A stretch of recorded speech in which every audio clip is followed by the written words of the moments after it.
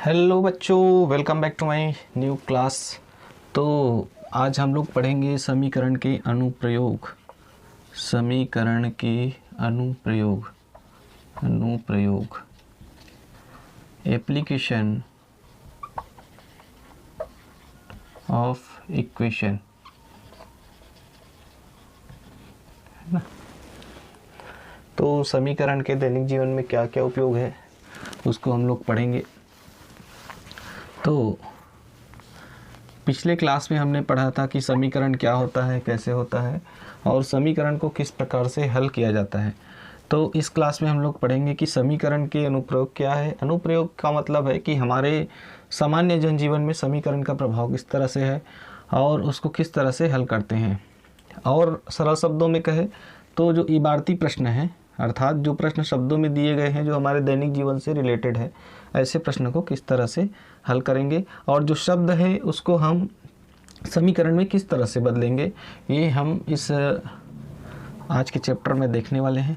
तो सबसे पहले कुछ चीज़ें हम देख लेते हैं। तो देखिए, ज़्यादा या अधिक ऐसे शब्द का प्रयोग अगर किया गया है तो इसका मतलब है उसको जोड़ना पड़ेगा। अगर कम या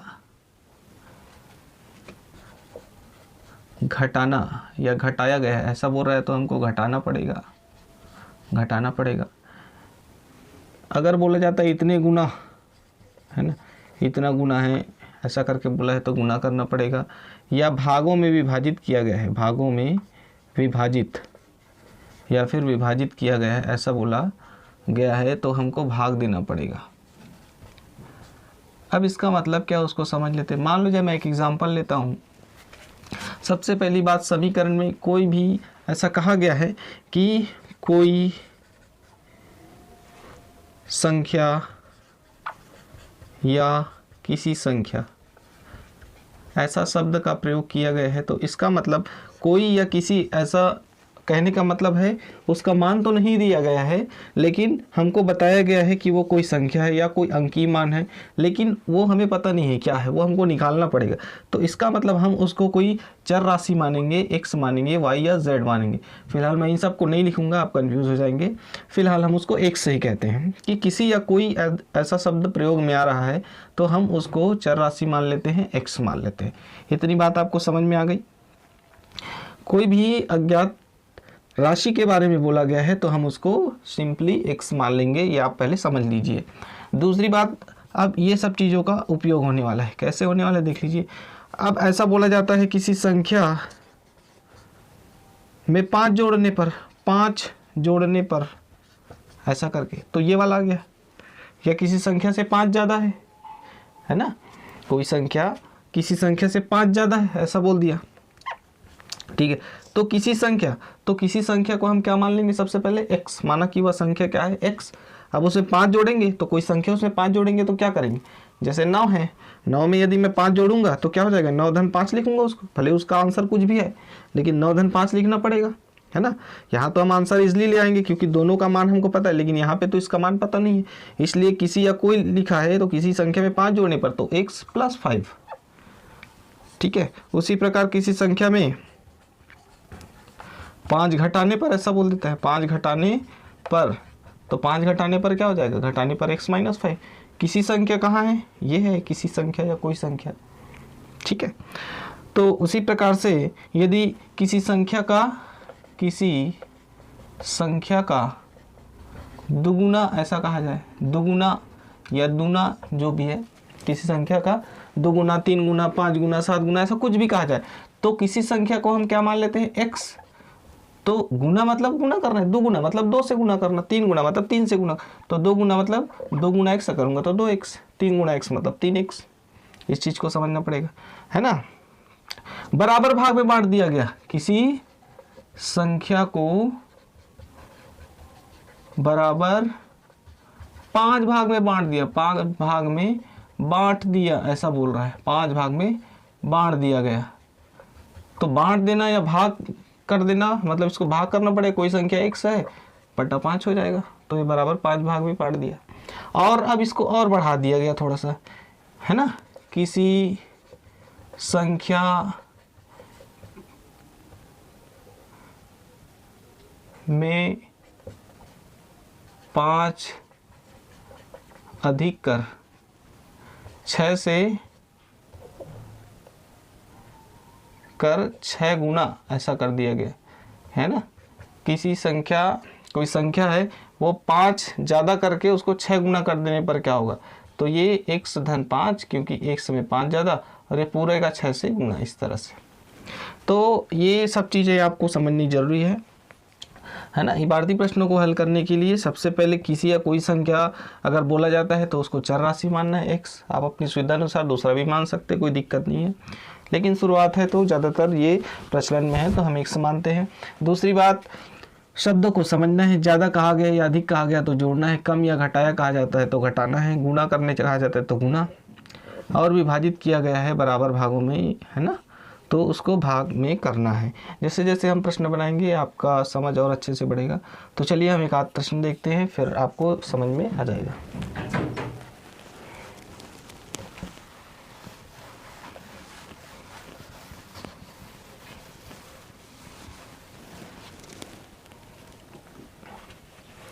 तो प्रश्न है, नीरज के पास मयंक से 3 गुने आम थे, 3 गुने आम थे। यदि मयंक को 8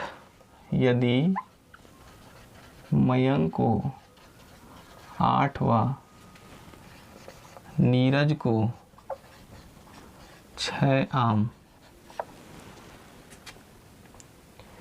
दिया जाए तो मयंक और नीरज की आम का अनुपात क्या हो जाता है, 1:2 हो जाता है। बताइए दोनों के पास कितने आम थे, ठीक है, ये हमारा क्वेश्चन है। चलिए इसको अब सॉल्व करते हैं, है ना।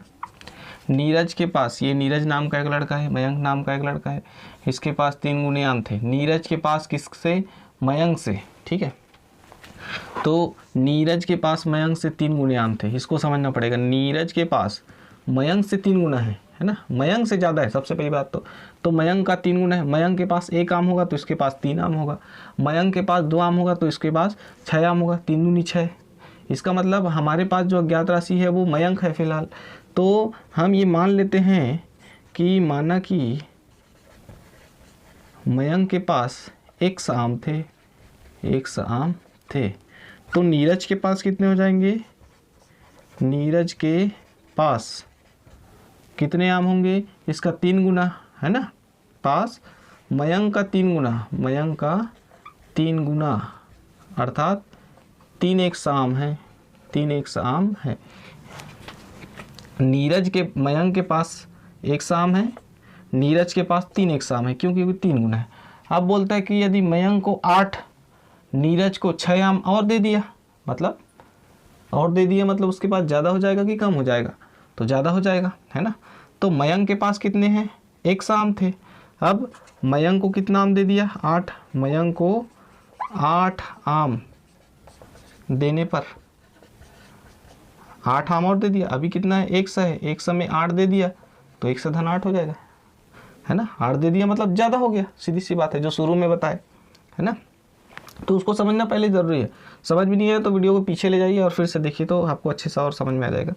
अब नीरज को कितना दिया, नीरज को 6 आम दे दिया।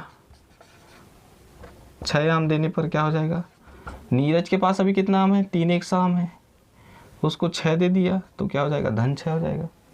ठीक है, कोई दिक्कत वाली बात नहीं है, बिल्कुल आराम से समझिए। मयंक के पास 1 आम है, नीरज के पास 3 गुना है तो 3x आम हो गया। अब उसके पास जो भी है उसमें से 8 और दे दो, किसको दे दो, मयंक को दे दो, तो 1 था, 1 धन 8 हो गया। नीरज को 6 और दे दिए, नीरज के पास 3x था तो 3x धन 6, ऐसा करने से क्या हो जाता है, मयंक और नीरज के आम का अनुपात, अर्थात यदि कब हो जाता है ऐसा किए तब, तो मयंक अनुपात नीरज, मयंक अनुपात नीरज क्या हो जाता है, बोल रहा है 1:2 हो जाता है, 1:2। तो मयंक के पास कितने हैं, 1:8 है, अनुपात 3:6 है, बराबर 1:2 है। बहुत आसानी से, है ना। तो मयंक अनुपात नीरज हो गया 1:2। मयंक का वैल्यू है 1:8, नीरज का वैल्यू है 1:6। आगे देखते हैं, कोई दिक्कत वाली बात नहीं। ये अनुपात है तो इसको बटे में लिख सकते हैं। कैसे लिख सकते हैं, 1:8 बटे 3x/6 बराबर 1/2। बताइए किसी कोई दिक्कत है क्या। अनुपात का मतलब होता है तुलना करना। तो 1:8 अनुपात को हम सीधे सीधे से बटे में लिख सकते हैं, 1:8 बटा 3x/6। देखिए 1:2, 1/2। अब यहाँ पे आपको कंफ्यूज नहीं होना है ना। प्रश्न में स्पष्ट दिया हुआ है कि मयंक और नीरज के आम का अनुपात, तो मयंक अनुपात नीरज होगा। अगर ऐसा दिया रहता कि नीरज और मयंक के आम का अनुपात, तो हम नीरज को पहले रखते। हमने मयंक को ही पहले क्यों रखा, क्योंकि प्रश्न में दिया गया है कि मयंक अनुपात अर्थात मयंक और नीरज के आम का अनुपात, अर्थात मयंक को पहले रखना पड़ेगा ना, तब ये सही होगा। तो अब आप इसको सॉल्व कर सकते हैं। देखिए हमने जो पीछे सॉल्व किया ये इसी रूप में आ गया। कैसे करेंगे, तिर्यक गुणा करेंगे, तिर्यक गुणा करने पर। तो आपको बेसिकली यहाँ तक काम करना है, बाकी तो पीछे जैसा पड़ेगा वैसे ही, ये बिल्कुल इजी हो गया। तिर्यक गुणा करने पर 2 से इसको गुणा करेंगे, 1 से इसको गुणा करेंगे। तिर्यक गुणा कैसे करते हैं अगर नहीं देखे हैं तो पीछे जाके देखिए, जो पिछला वाला वीडियो है हमारा, ठीक है, उस वीडियो को जाके देखिए, आपको अच्छे से समझ में आ जाएगा।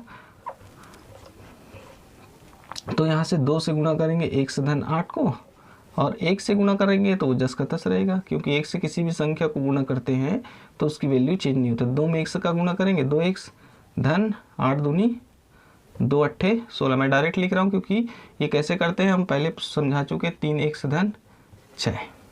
पक्षांतर कर दीजिए, पक्षांतर करने पर तो मैं देखिए इधर अगर 3x को लाता हूँ, 16 को उधर ले जाता हूँ, ऋण होगा।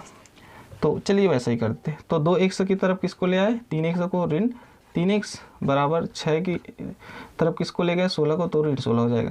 पक्षांतर करते तो चिन्ह बदल जाता है, सबको पता है। 2x ऋण 3x हो जाएगा, ऋण x बराबर 6 में 16 घटा है ऋण 10।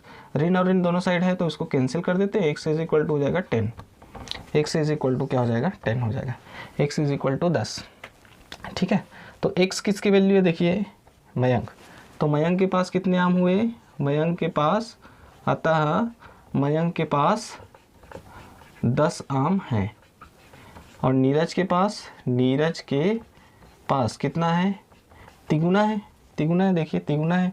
तो 3 × 10 बराबर 30। तो यही हमारा उत्तर है। आप उत्तर की जांच भी कर सकते हैं, कैसे कर सकते हैं, है ना। देखिए तिगुना है, सबसे पहली बात तो ये पहला लाइन हो गया कंप्लीट। 8 और 6 दे दिया जाए, है ना, 8 और 6 दिए जाए, अर्थात इसको मयंक को 8 और दे दिए तो 18 हो गया, ठीक है। नीरज को 6 और दे दिए तो क्या हो जाएगा, 36 हो जाएगा। तो ये इसका अनुपात इसको कटाएंगे, 18/36 करेंगे तो क्या हो जाएगा, 18 × 18, 18 दूनी 36, 1:2 हो जाता है, तो हो गया। तो इसका मतलब हमने बिल्कुल सही बनाया है। तो ये बहुत ही सामान्य सा सवाल है, बहुत ईजी है। अगर आप एक बार समझ जाते हैं, है ना, चीज़ों को, बस आपको क्या करना है, शब्दों को इस गणितीय रूप में अर्थात समीकरण के रूप में परिवर्तित करना है। फिर कोई दिक्कत वाली बात नहीं, एकदम आपको क्लियरली समझ में आ जाएगा। तो आई होप आप लोग को ये समझ में आया होगा। तो कहीं कोई डाउट हो तो कमेंट करें, और सवाल कहाँ पे समझ में आया उसको पूछें, और इसको बार बार देखें, तब आपको अच्छे से और समझ में आ जाएगा।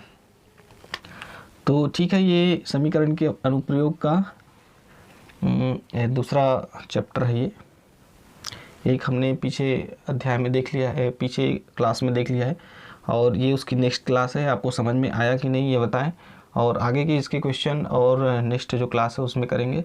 तो आई होप आप लोग को ये समीकरण के अनुप्रयोग का ये जो पार्ट है वो अच्छा लगा होगा। तो चैनल को सब्सक्राइब कीजिए, इस वीडियो को लाइक कीजिए, और बेल को दबाइए ताकि आपको मेरे वीडियो का नोटिफिकेशन मिलता रहे।